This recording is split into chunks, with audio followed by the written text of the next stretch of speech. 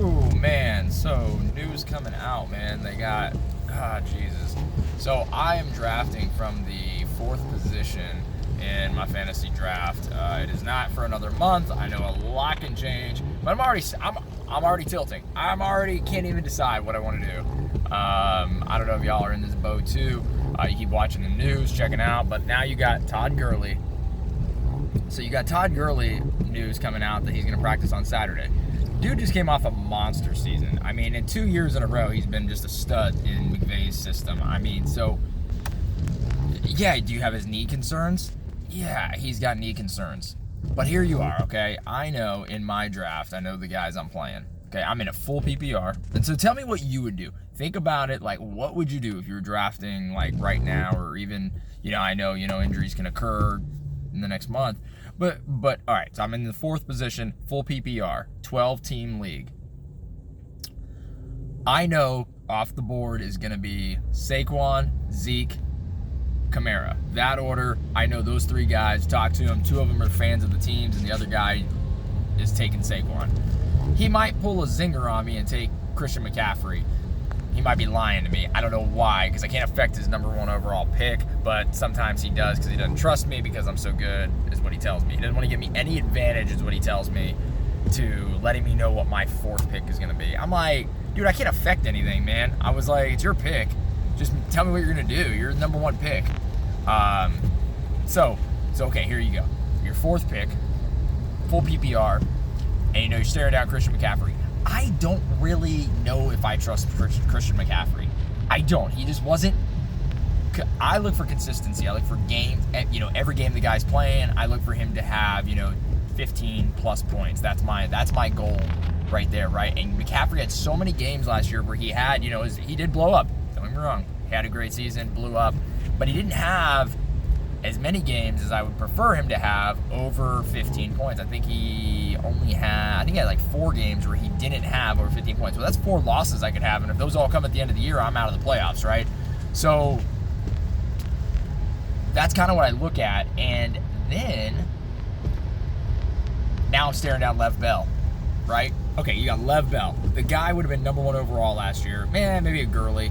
Had he done his contract, had his contract gone through and, they worked it out in Pittsburgh, Bell would have been number 1 or number 2, depending on who you liked better, okay? Both would have probably worked out. Both would have been monsters, right? Bell's getting older now, but he's got a year off, and he's a freaking beast. He might be, a rapper or songwriter or whatever that is, but he's also a great running back, right?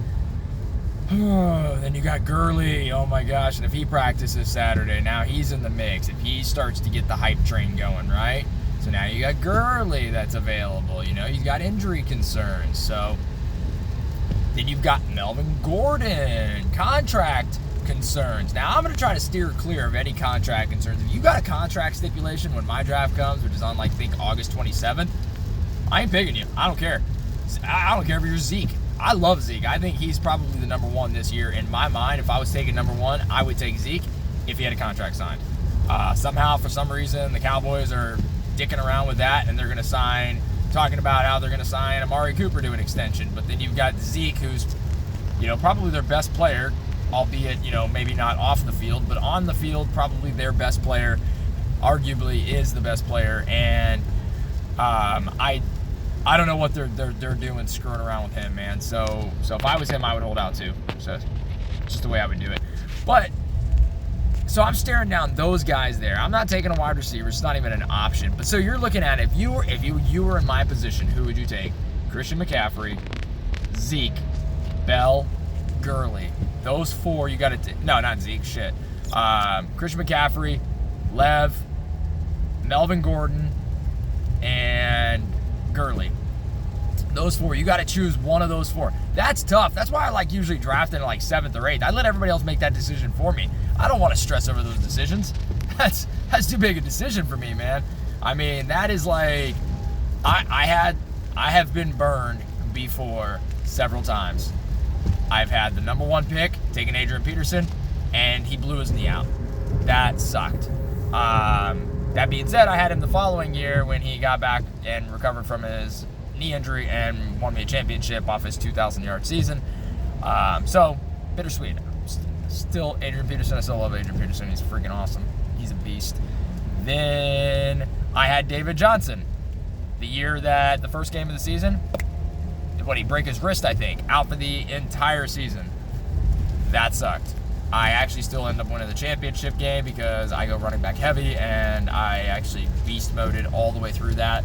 Made some trades, made some good free agency moves. I actually won the championship without it. My number one pick, who was David Johnson, and I was number 101 that year. So yeah, is it easy to do? Yes. If you go running back heavy, it's still easy to win your championship game. But it is so much easier if you get your number one pick right. So that is what I'm going to be focused on. I'm going to be trying to analyze these 4 guys, man, and just who I want at, the 104 position, full PPR. Let me know what you guys think. What would you do? You're on the clock today, 104 right now. You're staring down Gurley, Bell, Melvin Gordon, Christian McCaffrey. What do you do? Because I have no idea what button I would push. If I'm going to rank them, I think I lean Bell. Oh, man. I think I lean Bell. God, Christian McCaffrey, Gurley, Melvin Gordon. Damn it, that hurts to say, too, because I really like Gurley a lot, too. He did burn me the second year. His second year when he was with Jeff Fisher and he was struggling to get to 1,000 yards. I don't even know if he did get to 1,000 yards. It was so close. But Jeff Fisher, the running back killer, I would give him a pass on that, though, because, that sucked for him, too. He was not happy about, when he had like 2 yards per carry. It was ridiculous. But the dude's turned on the Jets the last 2 years. So, to me, man, it's a tough decision. So, yeah, if you mind helping me out, what would you guys do right now? I know things are going to change within a month. Month can change things, and, you never know what's going to happen. But staring down those, obviously, if any of those guys are left on the board and Saquon's there, I'm taking Saquon. No matter what, he is in my mind, Zeke's number 1. If Zeke has a contract signed, Saquon number 2, Alvin Kamara's number 3. If you don't believe me, well, you're wrong. So, anywho, guys, I appreciate it. Just leave a comment if you guys would let me know who you would take in this situation. And, hopefully we will see, because I will be streaming my draft live on August 27th or 28th and let you guys know exactly who I get, what I do, who I pick, and why I pick those people. And I will be doing all of it live. So if you guys follow, subscribe, like, I'm going to do all that. I'm going to show you guys all the moves I make every year, all day, every day. Well, not all day, every day, but every day do a video. I'm going to let you guys know what I'm doing, what I'm thinking, how it works, what's going through my mind. And these are just the thoughts that I'm having. So, this is just one more thought that I'm having. It's not even football season yet. It's not. We haven't even had our first preseason game. We literally started training camp, and I'm already stressed out over who I'm going to take at number 104. That is almost the obsession you have to win the championship game with ease. Because I'm so passionate about it, and I'm so competitive that I can't even handle it. I can't even handle the fact that I have the 4th pick and I can't decide already right now, even though it's like 40 days away, or 39 maybe. I can't even decide who I'm going to take right at this moment, and it stresses me out. So with that, guys, I'm just going to sign off. I'm just being an idiot now. So let me go back to my thoughts. Maybe I'll run some more stats on myself and figure out who I'm thinking, who I'm leaning towards. Hopefully some good news comes out.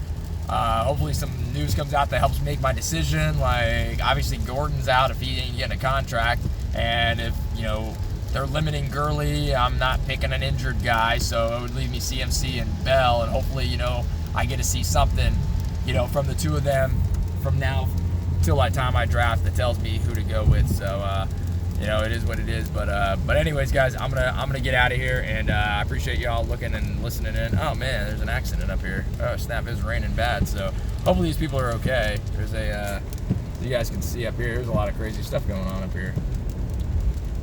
Yeah, they get the flares out. So hopefully somebody's okay. Whoever's in this accident. We got a lot of stuff going on here, so we'll slow down and see. But anyways, guys. Oh snap, that guy's car is crushed. Look at that, man. Hopefully he's okay. Oh man, he had a tiny little car. Oh my gosh, I wonder if that was that midget car that I had that was there at my car dealership. Golly day. Man, I hope that sucks. That sucks bad. Hopefully that guy's okay though. Yeah, just hope he's okay. So anyways, that's the reality. That's way more important than, fantasy football, anything like that. So yeah, thoughts and prayers with that dude. Hopefully he's still alive and they're helping him out. But hate to see that kind of stuff, especially on your ride home. That probably reminds me I should probably get off my phone while I'm driving, focus on what I'm doing here, guys. So anyways, take it easy. You guys have a good one.